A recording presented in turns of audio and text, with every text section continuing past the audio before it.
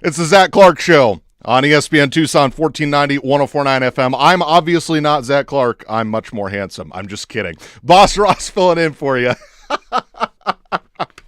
Boss Ross filling in for you here for the next 2 hours. Ryan Finley will be back in this chair Tuesday and Wednesday. Zach Clark, along with Ryan Finley and Michael Lev, will all be here on Thursday for the big NFL Draft Extravaganza. We will talk NFL Draft this hour. It'll be towards the end of the hour, but we will talk about some of the big stories coming out of there. Jabril Peppers, of course, was in the news today. Warren Sapp had some really funny things to say. We'll get to that later in this hour. We'll also talk some Tiger Woods and some teams getting sold and what it means for the franchises in the landscape. But first, the greatness that is the NHL playoffs, everybody. I love this time of year, especially when my team, who's been terrible for the last decade, is in the playoffs and won a series. That's right, everybody. I'm an Edmonton Oilers fan. I won't go into it, but I've been an Oilers fan for as long as I can remember. It's about time they're good. I mean, it helps when you have, first and, number 1 and number 2 overall picks for years. Oh, yeah, that's actually worked out nicely for the Pittsburgh Penguins, by the way. Not trying to put us in the same category, not going that far, just telling you it's about time that we've actually been good. There are no Game 7s in the first round. I don't even remember the last time that happened. Last year we had no Canadian teams. This year we have no Game 7s. It's amazing. It's been a rip-roaring playoffs. We have the Nashville Predators and the St. Louis Blues. Yes, those Nashville Predators that knocked out the best team in the Western Conference, the Chicago Blackhawks. Who saw that coming? Well, Pekka Rinne is pretty much the hottest goaltender on the planet. That'll be a great series, everybody. Oilers, Ducks. And then, of course, we have the New York Rangers, the Ottawa Senators. And then there's the rematch that nobody wants to see, and that's Pittsburgh and Washington, because Pittsburgh owns the planet. This is such a great time of year for me. I love watching hockey. I love following it. People have questioned my hockey allegiances for years, and it's about time that I'm actually able to enjoy and watch it and enjoy the greatness that is the NHL playoffs.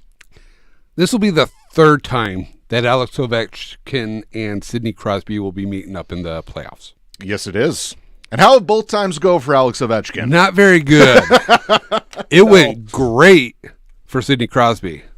Both times the Penguins went on to win that series. They also went on to win the Stanley Cup. That's a good omen for them since, well, even though they have the harder side of the bracket, which I'll get into why the NHL playoff status scheduled format sucks. But that being said, they own the Capitals. They pretty much own. The only team that I'd be worried about if I was the Pittsburgh Penguins lost in the first round, that being the Chicago Blackhawks, because Chicago's really good. But no, look, no Game 7s, which means we have no hockey on TV for the next 2 nights. You can enjoy the NBA playoffs. Which is depressing. It is. Okay. This is the first time in a decade that I've been invested in the NHL playoffs. I'll watch the NHL playoffs because they're always good. This is the first year I've been invested in it in 10 years because the Oilers haven't been to the playoffs since 2006 when they made their magical run and then lost to the Carolina Hurricanes, in which I couldn't listen to the song Rock You Like a Hurricane for a year. Sorry, I got emotional there. I apologize. That being said, the fact is when you watch a hockey game that you're invested in, you're on the edge of your seat. Every play could be a goal. Every play could be a penalty. It's nonstop. There are no timeouts. Everybody gets one, and they always call it in the third period. There's no stoppage in action. It is the best sport to watch live, and if you're invested, it's the best sport to watch on TV. I will say that with a straight face. I've watched 6 games of the Sharks-Oilers, and other than that 7-0 debacle, edge of my seat. Mm-hmm. Didn't want to leave to go to the bathroom for 2 minutes in fear I was going to miss something. That is profoundly epic television. First round of the NHL playoffs, 18 overtime games. 18. That's amazing. 4 of them in the Boston-Ottawa series, in which every game was decided by 1 goal. If that's not compelling television, everybody, I don't know what is. I don't know what is. It is amazing. And look, if you're a casual hockey fan, then maybe you don't get it as much. Or if your team's already out and you're not as invested, I get it. I do.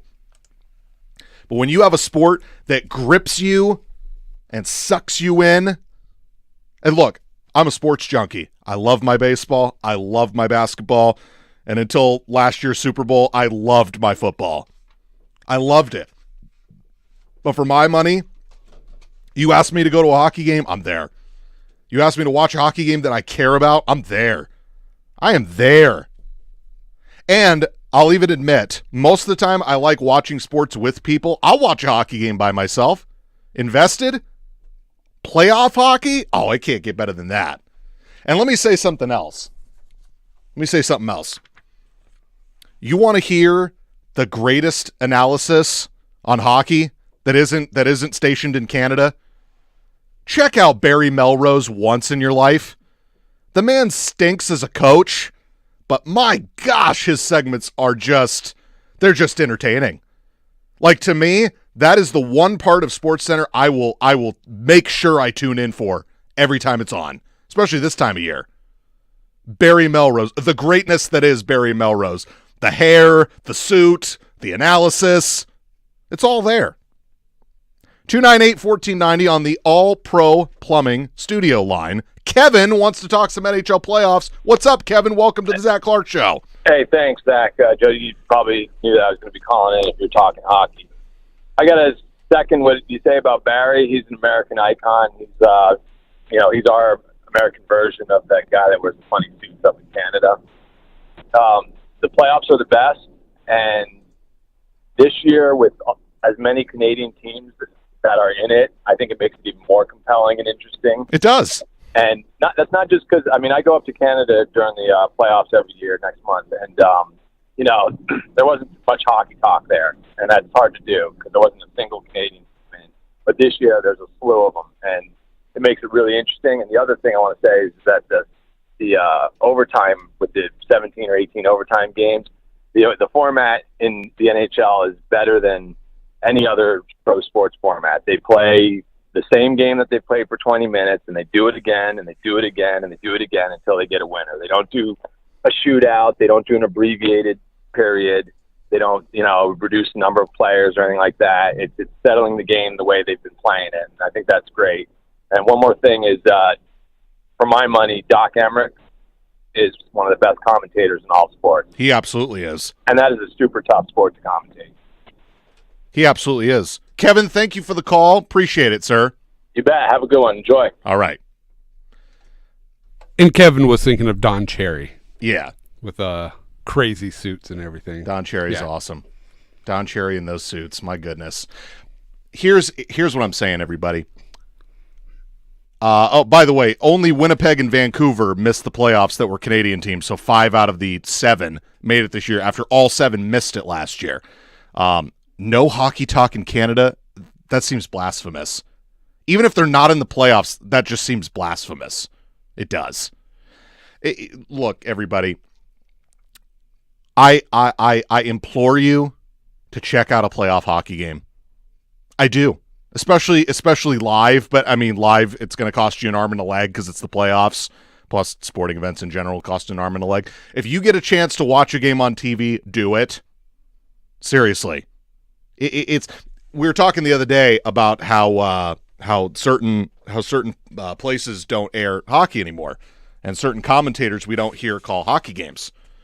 I was listening to a Baltimore Orioles broadcast with Gary Thorne. I miss that guy calling hockey games. He was so passionate about every little thing that happened. Although I will tell you, I don't miss Glow Puck. I don't. Mark is going to talk some NHL playoffs here on the Zach Clark Show with Boss Ross filling in. What's up, Mark? What's up, Ross? What's up, man? Not much. Yeah, dude, NHL playoffs are the best time of year. You've got the spring for the start of baseball. You've got the ending for NHL playoffs. Basketball, not really my thing, but it's a lot of people's thing. But, yeah, like you said, it doesn't matter if your team's in or out. You know my team's out, and I'm still glued to every game. Who's your team, Mark, for everybody? Dallas. The Dallas Stars. They had a tough season. So, as a guy that doesn't have a team left in the fight, is there somebody that you're rooting for, rooting against? Do you just like playoff hockey? Are you with me and just like hockey in general? What's your thoughts about the playoffs? In general, I don't want to see Pittsburgh. I don't want to see the Ducks. I think you're in the majority on both of those, actually. If I had to pick a Stanley Cup Finals, I'd say Edmonton and Ottawa.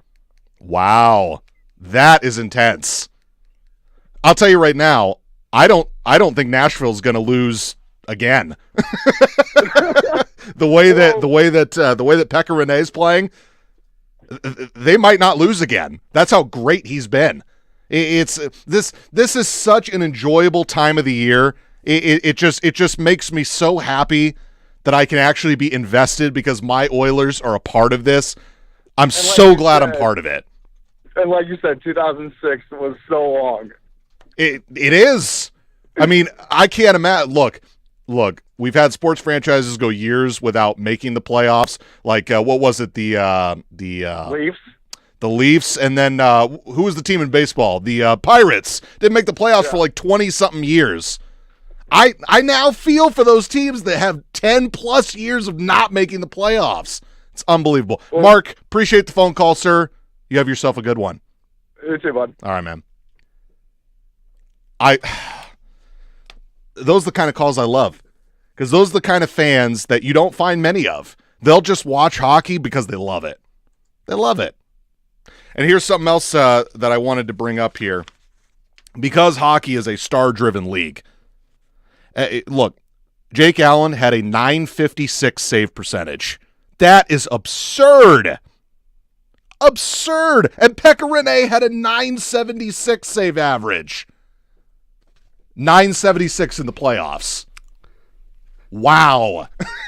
I just think going back to the whole Canada situation, obviously your team, Edmonton, dealing with a team that was bad for years, had a lot of first overall, second overall picks. Decade. But you were able to get guys like Connor McDavid and stuff there that have made an impact. They're young players. They're exciting to watch. You've also picked up guys like Milan Lucic, some veteran presence to come in and help them out. Toronto is Austin Matthews and Mitch Marner, some young talent there to get excited about and to watch. That's a very important point you make, and that is every sport needs stars. Okay? The NBA is very star driven because it's the league where you and they've see their done faces. A fabulous job. They have marketing that and building on that. And if hockey can build their stars, along with the vast improvements in some of their rule changes, no two-line passing. Mm-hmm. Not a fan of their playoff system because it favors divisions where there are less teams that are good. Like, for instance, I feel bad for Pittsburgh and Washington that's not the Eastern Conference Finals because it probably should be.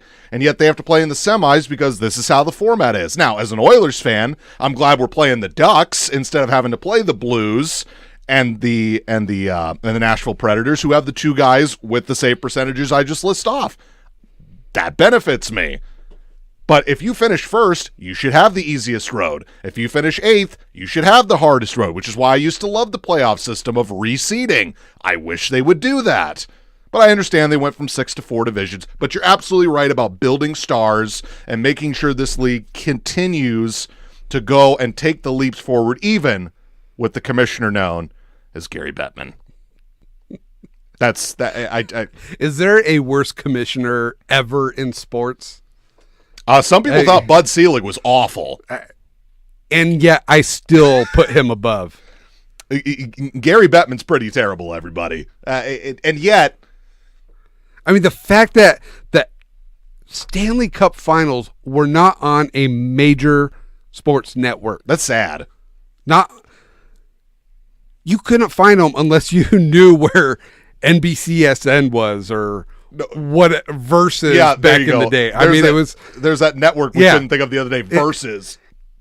Get with the program, get with a company that can provide you national service that everybody can watch. Well, more than just your NBC Game of the Week on Sunday morning. No, but you know what, though? NBC's done a good job because they have the rivalry games going on, and they have the extended coverage, and they have some of the games on USA. They have some of these things available to them. It's a process. And there was a lot of damage dealt when that strike happened and some of the networks dropped all their coverage of it. That was a big hit, and they're slowly coming back. I still think they need a change at the top, but they're slowly getting there, and the more they build around their stars and the more they identify their stars, the better the league will be.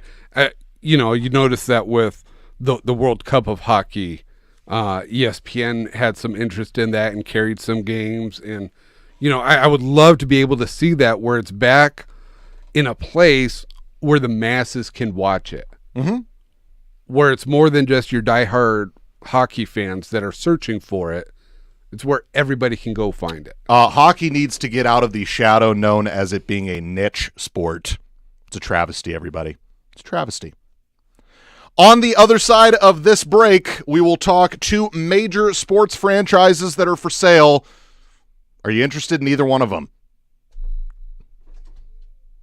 Yeah, it's that kind of day. It's the Zach Clark Show with yours truly, Boss Ross. Your phone calls always welcome on the All-Pro Plumbing Studio line, 298-1490. On the Zach Clark Show on ESPN Tucson, 1490 and 104.9 FM.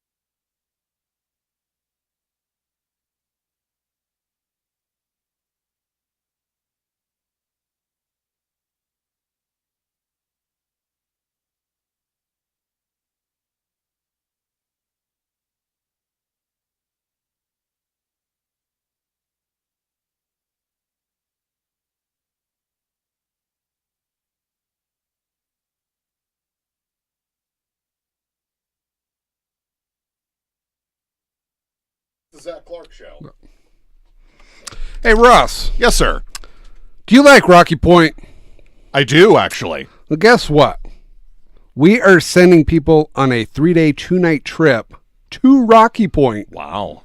Thanks to our good friends at Corona. All you have to do is go to espntucson.com/Cinco. That's espntucson.com/Cinco and register to win. I've heard that's actually a pretty nice price pack. It is. Over there. Hotel Rocky Point is gorgeous. Okay. I've seen pictures of it. It's just beautiful. And obviously going down and hanging out on the beach, can't beat that. No, you really can't. And I'm sure with Corona involved, I'm sure they're going to give you some nice party favors. Absolutely. Can't And beat if you that. don't win that, tune in to our Facebook feed here, weekdays, and once a week we will be giving away Corona prize packs. Well, you definitely want to be listening to this show just for that. Yep. I mean, obviously, Zach's great, and I love filling in for him today, and I want to thank Zach for letting me fill in today. But that alone is worth checking out at least once a week, Yep. right there. That's right. It is the Zach Clark Show on ESPN Tucson 1490 1049. Boss Ross filling in for you here for the next about an hour and a half. While we've got a moment here, I teased it. This is how bad it's getting, everybody. The Brooklyn Nets and the Miami Marlins are both for sale. There have been talks about mostly the Miami Marlins because high-profile people like Derek Jeter and Jeb Bush have been linked to buying at least some part of the Miami Marlins, if not all of it. There was a family, the Romney family. I don't believe that's Mitt Romney. I believe it's a different Romney. That wanted to buy the team for $1.4 billion. You want to talk about a bad owner? Jeffrey Loria. He's right up there with James Dolan. I mean, my goodness, we have some bad owners that just waste money or don't spend money or both. So Loria is holding out for $1.6 billion. The Romney family offered $1.4. Like, we're talking $200,000 is preventing the Marlins from having better owners. No, seriously. But that is what's wrong with the organization. Well, Loria is terrible. And that's the thing is, you're talking about, yes, we know $200 million is a lot of money. Yeah, it is. But whenever you're talking about selling a franchise, I mean, come on. Give it to somebody who cares. Well, look, some people say that Loria's inflated the value of the team by like 200%. Some people have gauged the Marlins' value at like $700 million, which, by the way, like a third of that is Giancarlo Stanton's contract, which he's worth every penny, okay? When he's healthy. Hey, he's clubbing him this year. Point is that the Marlins need to be sold, and they need to be sold now. Contrarily, the Brooklyn Nets are also for sale, sort of. Mikhail Prokhorov, who bought a minority share in... Oh, I'm sorry, he bought minority. He bought an 80% stake. That's my fault. 80% stake in 2010. That was back when they were still New Jersey. And then it was Brooklyn. And now he has 100% control of the team. He is now selling 49%. Is it at a discounted rate? Probably not. I think he just wants to recoup some of his money. They went 20-62 this past season. Their third consecutive season below 500. No wonder why he wants to sell the team for, 49% and still have controlling shares of it. I thought he said he would come in and easily win a championship. He made one of the worst trades of the decade. Are you talking about the He Paul got- Pierce, Kevin Garnett Yes, trade? which, by the way, is still affecting this draft because it means Boston Celtics, who are the number one seed in the Eastern Conference, are pretty much guaranteed to have the number one pick, or at least a top 3 pick, I should say. Yeah, that was the whole thing about them getting Jimmy Butler. Well, we really don't want to give you the first pick as long as it's outside of the top 2. You're getting Jimmy Butler. Anyway, side note. The Brooklyn Nets are a disaster. They are a dumpster fire, everybody. I don't know why you would want to buy 1% of that team. So my question to you, since we only have a few minutes here, Would you rather buy the Miami Marlins for anywhere between $700 million, or let's say you want to chalk up the change to buy it from Jeffrey Loria for $1.6 billion? Would you rather buy the Miami Marlins, or would you rather buy 49% of the Brooklyn Nets? To me, that's a no-brainer. I'd buy the Marlins. No, but you know what? To some people, the Marlins are a lost cause. But you at least would have outright ownership of them. You wouldn't have to be dealing with Prokhorov At all. and still not have the majority say in the final decisions of things with the organization.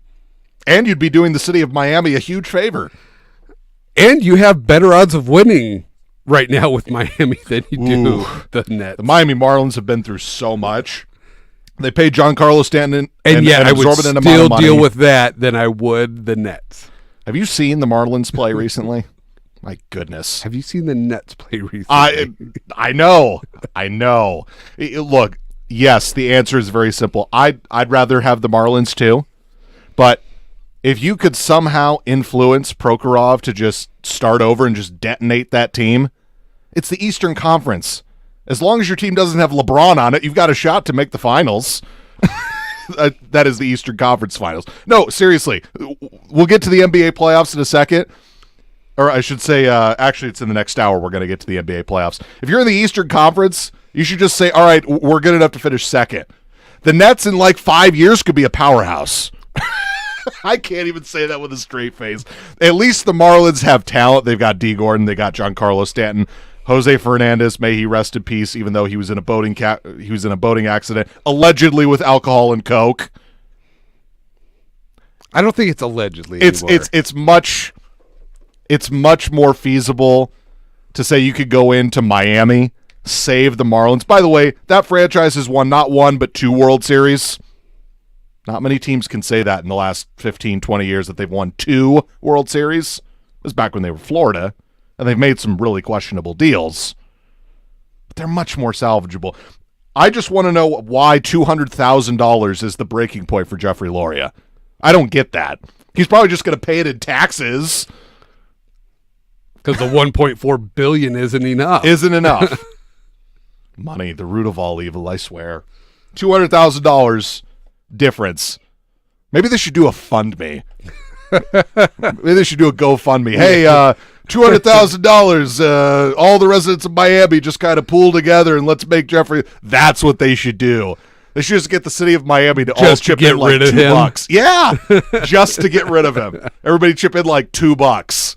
There you go, done. Or heck, like $1. Here's the fun. I was gonna say there's more than 2 million people in Miami. Instead of it changing ownership, it's the Get Rid of Jeffrey Loria Fund. Perfect. Let's get this done. That's what I say. The crazy things that happen. Coming up in the next segment, Tiger Woods. My goodness, he's having another surgery. Is it time for him to be done? Hank Haney? Well, he says yes. We'll have more on that on the other side here on the Zach Clark Show with yours truly, Boss Ross, on ESPN Tucson 1490 and 104.9 FM.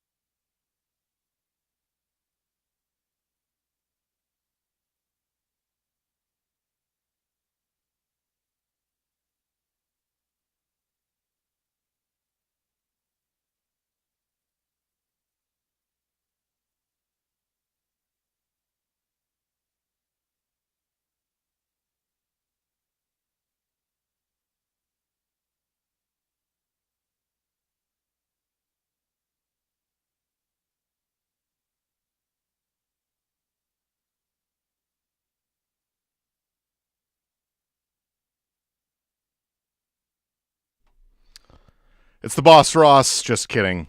It's me, Boss Ross, on the Zach Clark Show on ESPN Tucson, 1490, 1049 FM. The Boston Swampy Show coming at you. Love me some Dave Brubeck. Some smooth jazz. That's right. It's happening, everybody. Goes down easy. Yeah. Drink it in.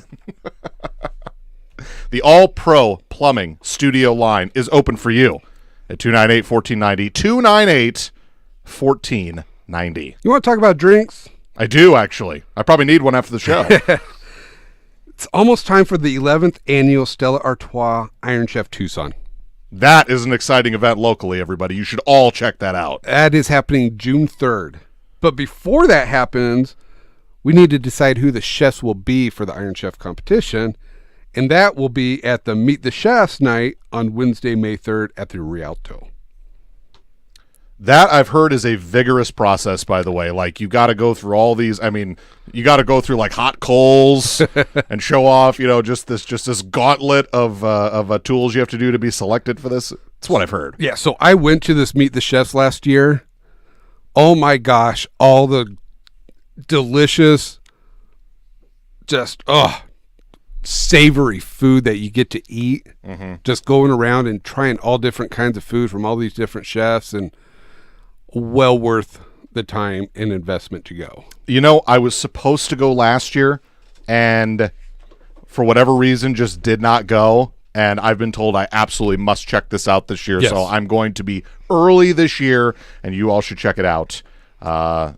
You should all check that event out this year, happening in the early part of June. So for details and stuff, go to espntucson.com and you'll be able to see everything you need to know there. Can they find it on the Facebook page as well? I don't think it's on the Facebook page. Okay. Speaking of the Facebook page, we are streaming video live on it. You can check that out at ESPN Tucson, 1490, 1049, where you can see my mug. Stacy's over there. We love him. Tiger Woods is having his 4th back surgery, and the question becomes, he did have that 24 birdie performance at the Hero World Challenge 4 months ago. That seems like forever ago, by the way. Tiger Woods, a 4th back surgery. The man has done everything. Torched the Pebble Beach record, had his wife throw a golf club at him, was all over the news for all the right reasons and all the wrong reasons, and now he's about to have his 4th back surgery. And it was his previous caddy, right? Hank Haney's no longer his caddy. He hasn't been that way for a few years, right? I believe that's correct. Okay. He says, and this is quoting the golfweek.com, I don't believe Tiger is that enthralled by the whole comeback idea. I think that's something people have wrong. So I guess my whole thing is, hasn't he tried to come back like 3 other times? So if he's not enthralled by it, why is he continually coming back? I don't get it. I will admit I'm not the biggest golf guy in the world, but at some point the body cannot do what the mind wants it to do, or vice versa. The mind can't do what the body wants it to do. And maybe this is it for Tiger Woods. I mean, the man, like I said, he's come back so many times, and obviously the talk with Tiger Woods has been, well, he wants to hang around and beat Jack Nicklaus's major record. I don't think that's at the top of his priority list anymore. It might have been at one point, but I don't think it is anymore. And I do think Tiger Woods is done. I think this time he really is done. And I also read an article here from SB Nation talking about the list of his injuries.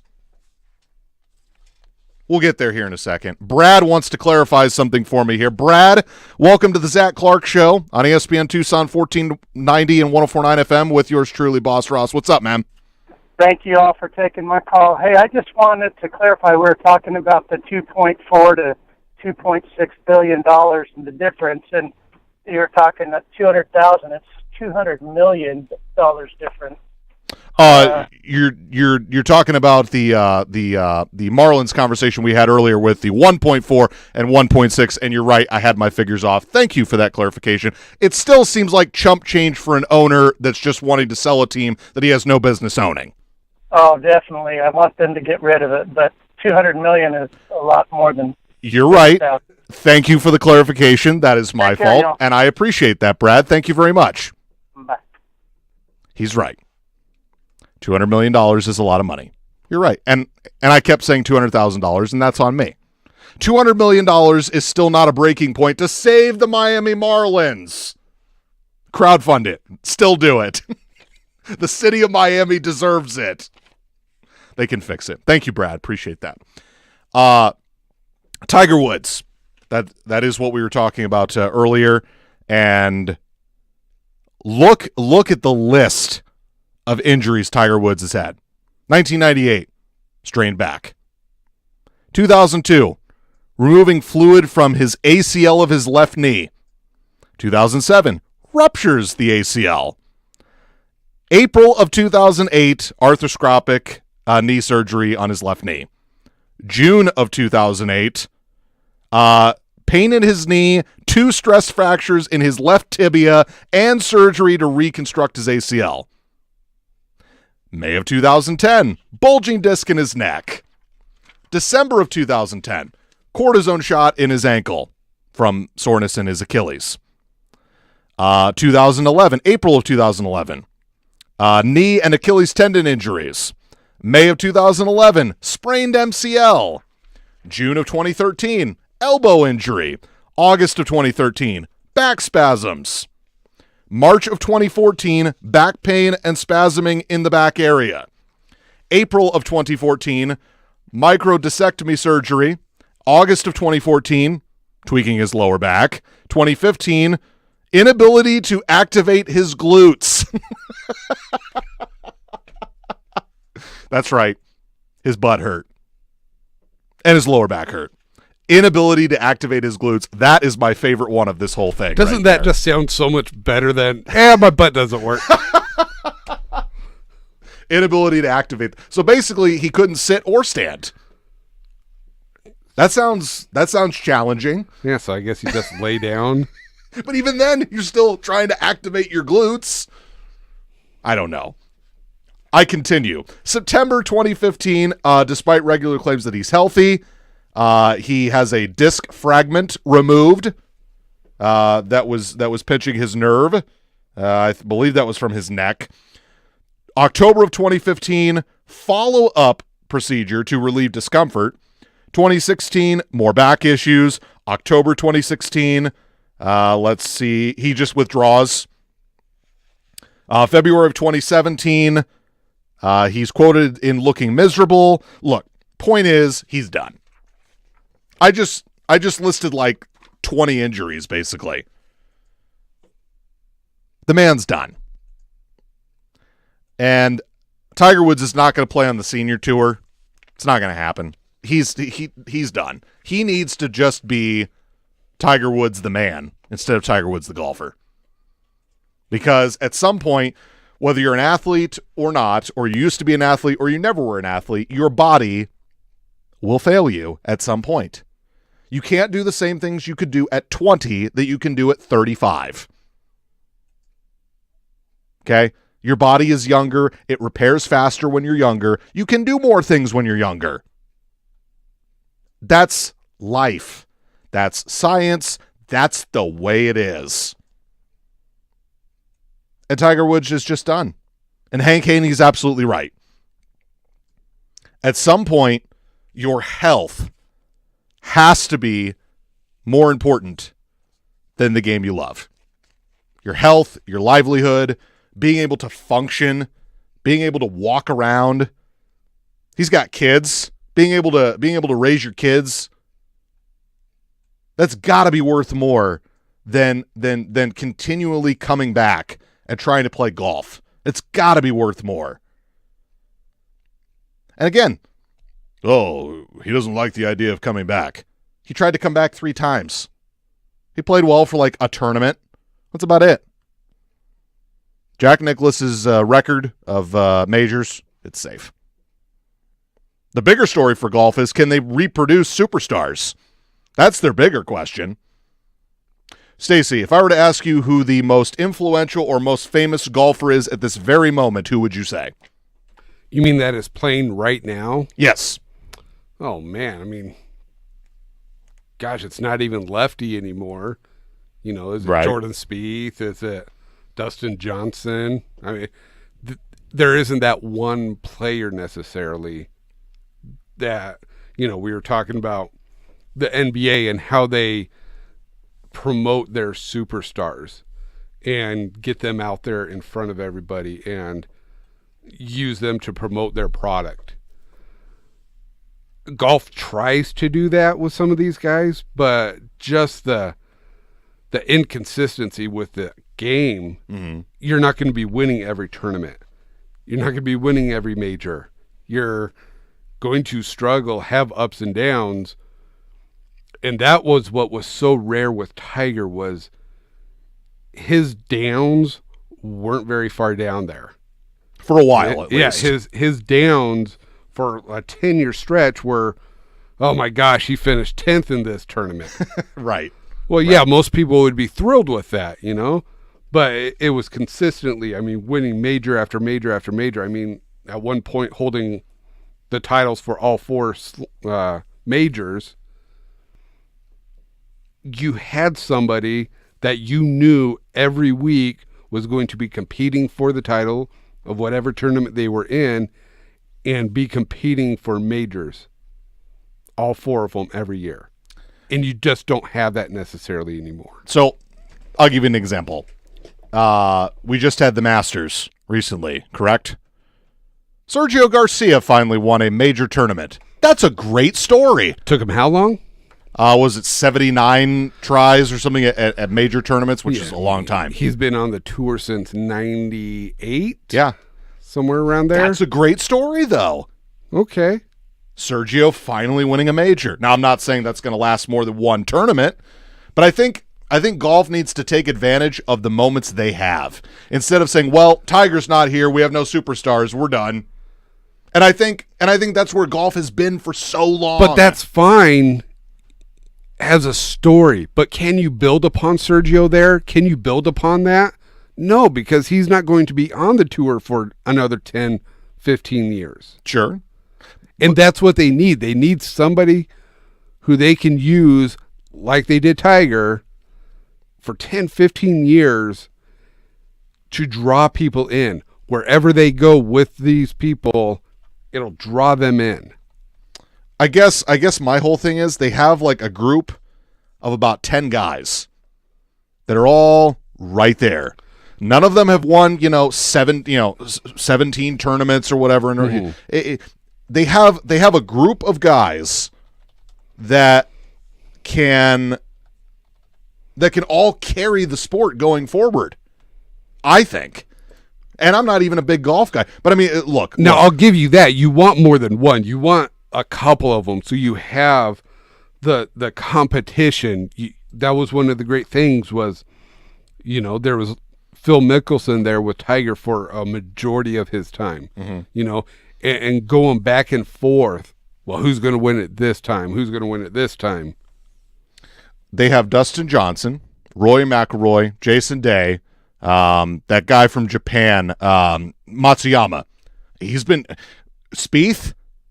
Look, if golf can just say that we've got a group of 10 guys that are going to carry us forward, and one of those guys isn't just going to be the guy for the next 10 years, but we're going to build around these guys are all great. If they can just focus on that, I think they'll be fine. I really do. Coming up in the next segment of this program, the NFL Draft. We'll dip in with what Warren Sapp had to say. It's going to be in Philadelphia this year. We'll have some more to say about the NFL Draft here on the Zach Clark Show with Boss Ross here on ESPN Tucson, 1490 and 104.9 FM.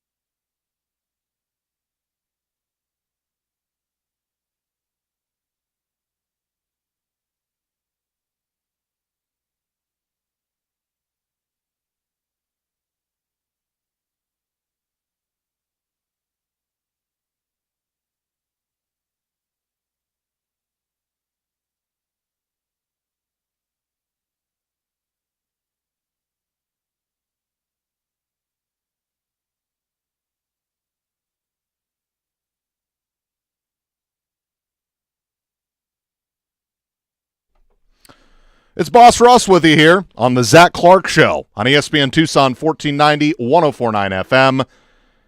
We just got finished talking Tiger Woods. We're going to talk some NFL draft. You can get more and all of your NFL draft fix Thursday when Zach Clark is back with Ryan Finley, the sports editor from the Arizona Daily Star, and Michael Lev, the beat writer for U of A football from the Arizona Daily Star. The three of them will give you all the NFL draft coverage when it comes to U of A. They'll also have the first couple of picks coming in. That is right here on ESPN Tucson 1490, 104.9 FM. That, again, is on Thursday. Couple of stories coming out of the NFL, and the funny one that I must get to is that Warren Sapp is apparently not a fan of Myles Garrett, who has pretty much been the consensus number one pick for the Cleveland Browns for, 2 months. Quote, I don't see it from this kid. I see splash plays. Everyone gets those. Where's the game he took over? Jadeveon Clowney got picked number one for one tackle. One. Where some dude's helmet flew off because it wasn't strapped on tight. Where's Jadeveon Clowney now? Well, he's finally healthy. But he shouldn't have been the first pick that year. Now, I'm not saying Myles Garrett is not the first pick this year. But when a Hall of Fame player says you don't got it, especially when it's Warren on one of the best defensive teams ever, I think I'd take notice. Now, I'm not saying the Browns shouldn't take the pick because the alternatives are like Mitch Trubisky at 1, which would be a disaster. That'd be like Tim Couch bad. I'm just saying. So, I'm not taking it as gospel. It is funny because he's basically saying that Myles Garrett shouldn't be the number one pick, and there are plenty of other talents out there. I'm just hoping that we get to see some of these players go to places where they should be. I don't know if Myles Garrett going to Cleveland is going to really help them, but they've got a bunch of picks, and who knows. Warren Sapp telling Myles Garrett that he might not be the number one pick he thinks he is. That's funny. Adrian Peterson nearing a one-year deal with, that's right, the New Orleans Saints. How does this make sense? I don't know. They have Mark Ingram. Stacy told me they have CJ Spiller. I had actually completely forgotten about that. And Adrian Peterson's a north-south runner. Last I checked, Mark Ingram was also a north-south runner. Now, there is an important stipulation here. By the way, he's not signed. If I get more updates to you before the end of the show, I'll tell you. It said nearing a deal with the New Orleans Saints. It might be a year. It might be 2 years. Adrian Peterson apparently is a good fit for the New Orleans Saints because they don't run a ton of shotgun formations, which apparently Adrian Peterson is not fit for because running draw plays with him is a disaster. But the guy can't stay healthy. Apparently the deal is for like $3 million for one season, something like that. Is it worth it? Look, you're the New Orleans Saints, and you want to make a splash, and you've got an offensive genius as your head coach, or at least I seem to think so. Not everybody thinks so. I tend to think so. You've got a fantastic quarterback in Drew Brees, who, yes, has a stronger arm than Russell Wilson. Thank you very much. I just worry, if I'm New Orleans, why am I getting older? I'm already old enough as it is. I want to get younger. I also want to stay healthy.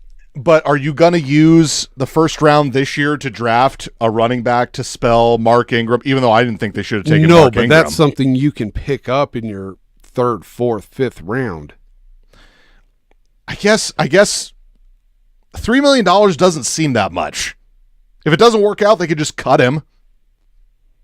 Look, if he goes to camp, if he proves he's healthy, if he proves he can work hard and work in their system, this isn't the worst decision in the world.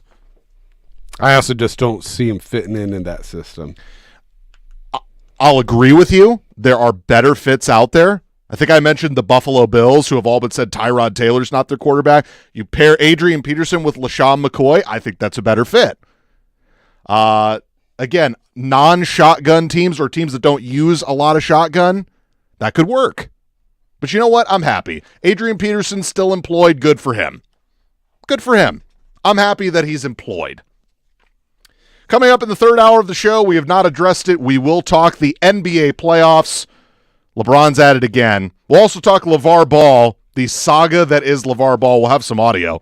More Steve Kerr and any stories we missed. It's Boss Ross filling in on the Zach Clark Show on ESPN Tucson, 1490 and 104.9 FM.